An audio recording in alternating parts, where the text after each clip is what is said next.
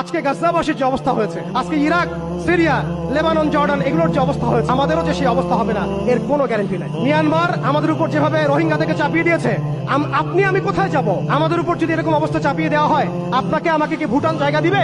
আপনাকে আমাকে কি মায়ানমার জায়গা দিবে? আমাদের এই জমিনে, আমাদের এই সংগ্রাম, আমাদের এই জিহাদ আমাদেরকেই করতে হবে। বাংলাদেশের এই অবস্থায় এখন একটা ইসলামী রাষ্ট্র গঠনের কোনো বিকল্প নাই। আমি চাইলে লক্ষ কোটি মুসলমানকে সেখানে চাপ প্রয়োগ করে পাঠাতে পারতাম যদি আমাদের ইসলামী রাষ্ট্র থাকতো।